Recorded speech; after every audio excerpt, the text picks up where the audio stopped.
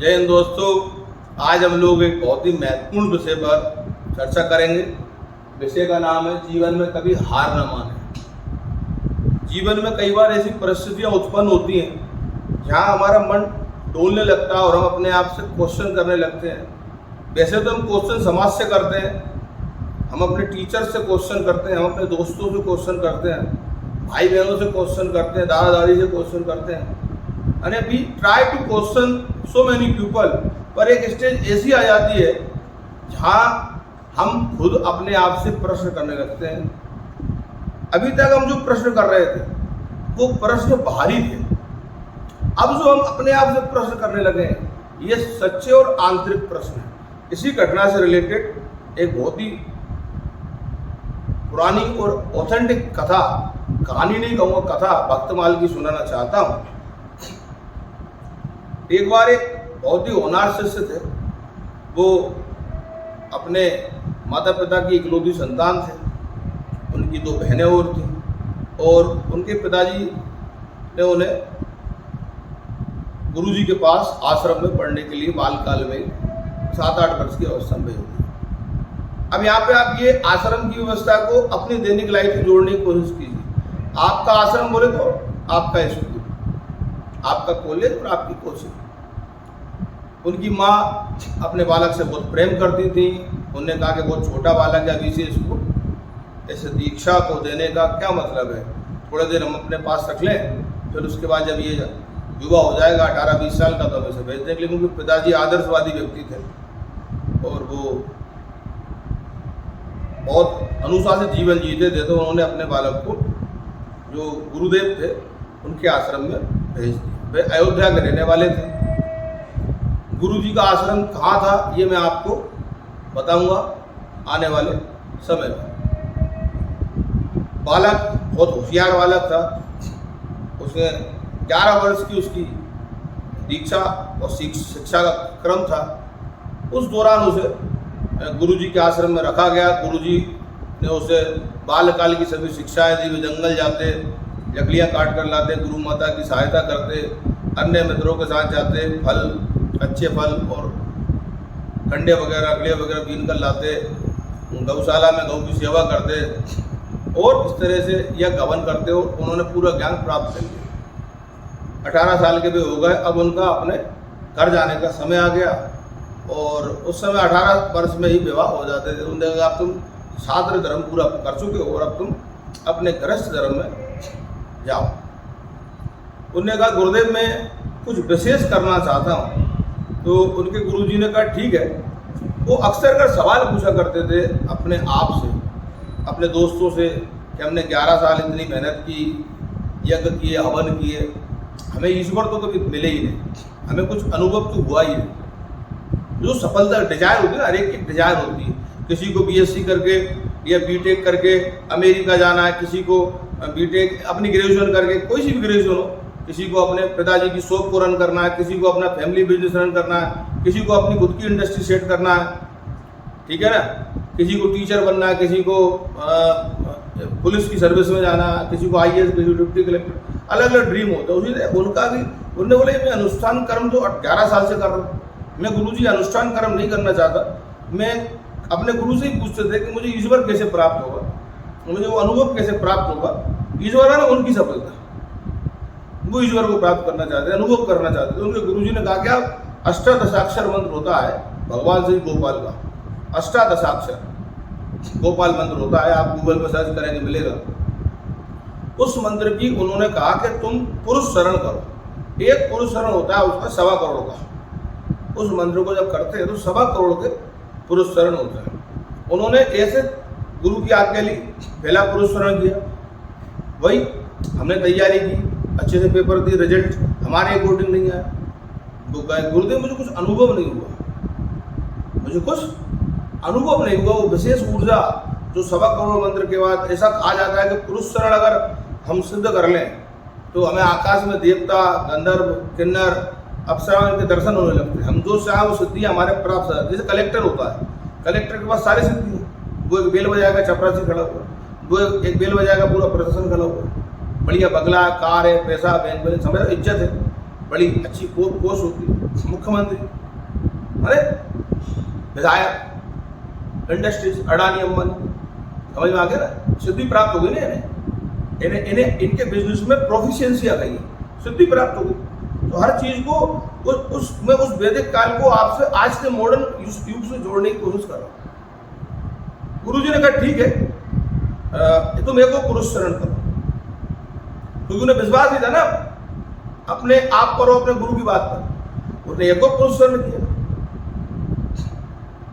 फिर एको पुरुष शरण किया, 3 पुरुष शरण हुआ था, और उनको 7 साल होने वाले ऐसा करते हैं।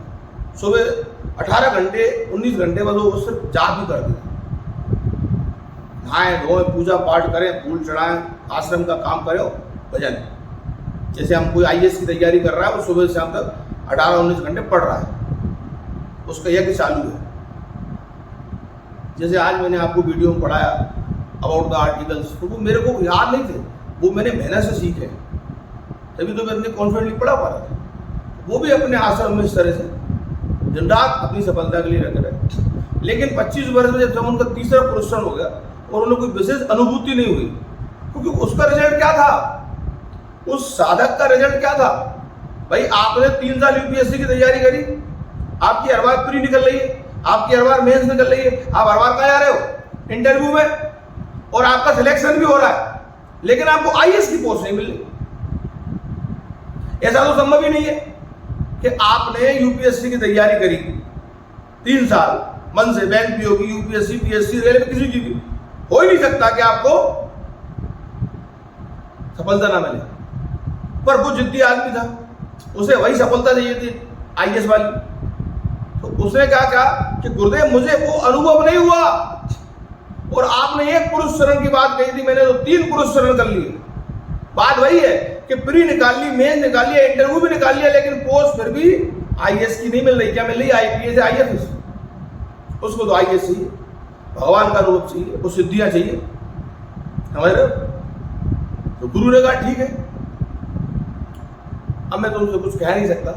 तो अब वो सवाल अपने आप से करने लगे थे, जो साधक थे वो कुछ सवाल कर रहे थे कि कहाँ कमी रह गई, मुझमें कहाँ कमी है, हे मेरे आराध्य गोपाल, हे भगवान श्री गोपाल श्री कृष्ण, मेरे भजन में, मेरी मेहनत में कहाँ कमी रह गई कि आपने मुझे 3 पुरुष शरण करने के बाद भी क्या नहीं दिया? दिव्य ज्ञान या दिव्य शक्ति नहीं दी। गौर से सुने भाई। एक दिन वो गुरुजी के पास आए, उन्होंने गुरुजी से कहा गुरुदेव मैं अपने घर जाना चाहता हूँ, और मैं जो सांगोपांग जो होता है यज्ञ अनुष्ठान का काम वे करूँगा, और अपना गर्भस्थ जीवन जीना शुरू करूँगा। गुरुदेव चूंकि जानते थे कि अब इनका समय आ गया है, फल पकने वाला है, लेकिन उन्होंने रोका नहीं। उन्होंने कहा कि तुम चले जाओ। उनके मन में एक बड़ी आश्चर्य की बात थी गौरव, कि मैं अयोध्या का रहने वाला हूं और मैं बनारस में पढ़ा, 11 साल 7 साल की उम्र में आया, 11 साल की शिक्षा थी, 18 वो 7 और दिए मैंने, 18 साल में यहाँ पढ़ा हूं। बाबा विश्वनाथ की नगरी में पढ़ा, माँ गंगा में मैंने प्रतिदिन स्नान किया, वो जल लेके मैंने रोज आराधना करी, और श्री भगवान गोपाल के मैंने अष्टदशाक्षर मंत्र के 1 नहीं 2 नहीं 3 पुरुष शरण कर डाले। 3 पुरुष शरण, 1.25 करोड़ मंत्र एक बार में, मैंने 1.25 करोड़ का मल्टीप्लाई कर दो 3 में, 3 करोड़ 75 लाख। जीवन गुजर जाएगा आदमी का, लेकिन उनकी गति थी, स्पीड थी, एक्यूरेसी थी। वो निराश हो गए। बाबा विश्वनाथ को प्रणाम करके, माँ गंगा को प्रणाम करके वो अपने घर की ओर चल दिए। जब वो अपने घर की ओर चले, पहले कोई कार और हेलीकॉप्टर तो होते नहीं, पैदल पैदल चले, तो लगभग 2 या 3 गांव पार करे थे, तो वो एक पेड़ के नीचे पहुंचे, और उस पेड़ के नीचे जाकर बैठ गए। वो बेरी का पेड़ था, उसके ऊपर एक व्यक्ति बेर मतलब तोड़ रहा था और लकड़ियां भी काट रहा था। उसके हाथ से वो लकड़ी नीचे गिर गई, वो कुल्हाड़ी जो थी वो नीचे गिर गई। तो उस व्यक्ति ने ऊपर से आवाज दी, अरे मुसाफिर, वो लकड़ी तो उठा दो मुझे। उसने बोला यार भैया मैं तो बहुत दूर से चल के आ रहा हूँ, मैं वैसे भी निराश और हताश हूँ, तुम तो नीचे आ जाओ और अपनी कुल्हाड़ी मुझसे ले लो, ठीक है। तो उसने पेड़ के ऊपर से ही उसने कहा तुम तो चिंता मत करो, तुम तो केवल कुल्हाड़ी उठा दो तुम्हारे हाथ, तुम जमीन से कुल्हाड़ी उठा लो, मैं तुम्हें कुल्हाड़ी ले लूंगा, मुझे नीचे आने की आवश्यकता नहीं है। तो उस जो साधक था उसने वो कुल्हाड़ी उठाई अपने हाथ में और उसने ऐसे करी, तो वो क्या देखता है कि जो ऊपर जो आदमी था पेड़ का, उसका हाथ 10-20 फुट नीचे की ओर बढ़ता चला जा रहा है और वो कुल्हाड़ी उससे लेकर ऊपर चला जाता है, लकड़ियाँ वगैरह काट का बेर वगैरह बीन कर वो आता है नीचे। तो साधक चूंकि भगवान का भक्त था तो डरा नहीं, उसने पूछा यार ये तुम्हारे पास ये विशेषता कहाँ से है? अब अपने आप पे डाउट कर रहा है, किस पे कर रहा है?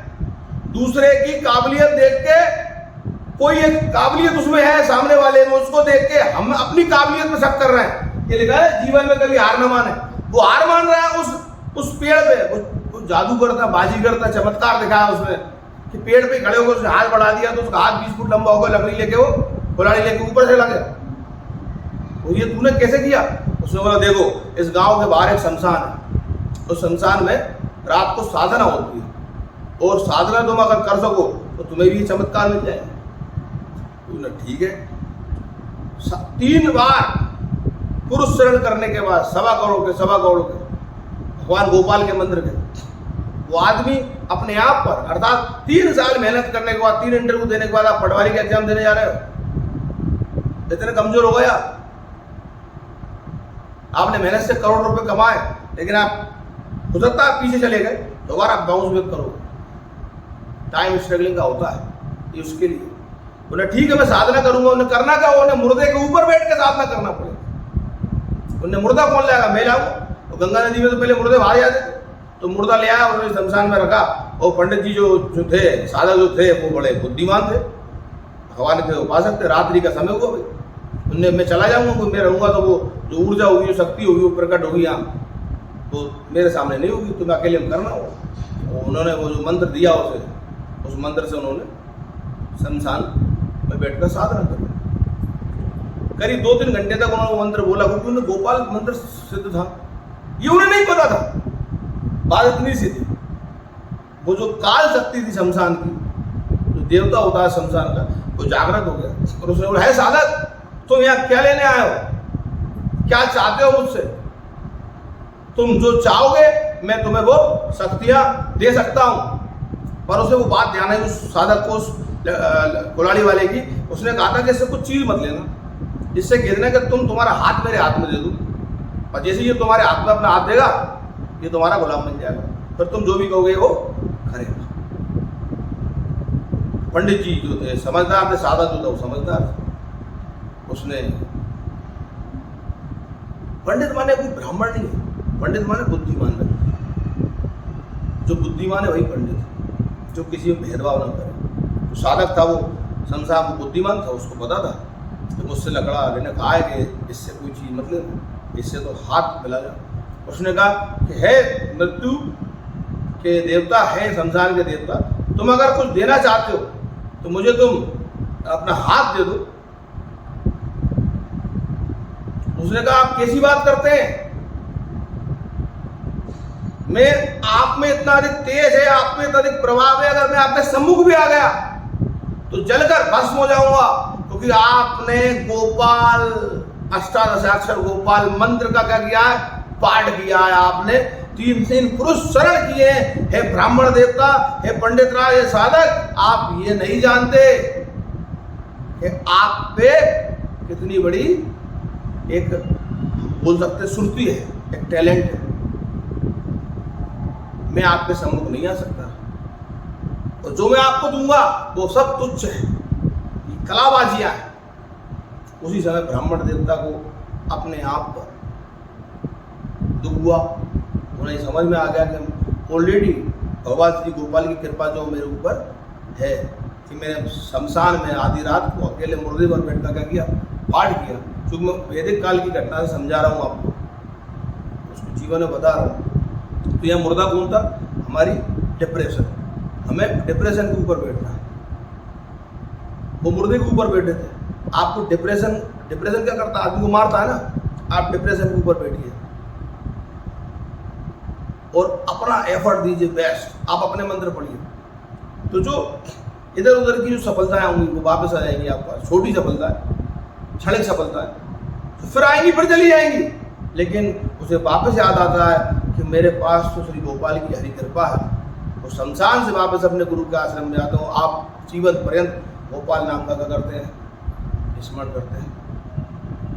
अर्थात कभी कभी हमें हमारे पास कौन कौन से अद्भुत टैलेंट हैं, कौन कौन सी अद्भुत शक्तियाँ हैं, या कौन ऊपर वाले ने हमें किस बेशकीमती चीज़ से नवाजा है, ये हम नहीं जान पाते। हम दूसरों से पूछते रहते हैं, समय आने पर वो अपने आप हमारे पीछे से आवाज़ देती है, ये कौन है। जिस तरह से उस साधक के पीछे से आवाज़ आई कि मैं तुम्हारे सामने खड़ा नहीं हो सकता, तो वो कोने लोग, छोटे लोग, ओछे लोग जो आपके असफलता पर प्रश्न करते हैं, जिस दिन आप सफल होंगे आपको बोलने की जरूरत नहीं होगी, आपकी सफलता आपके पीछे से आवाज़ देगी। ये Vikram Singh Tomar, thank you very much, धन्यवाद।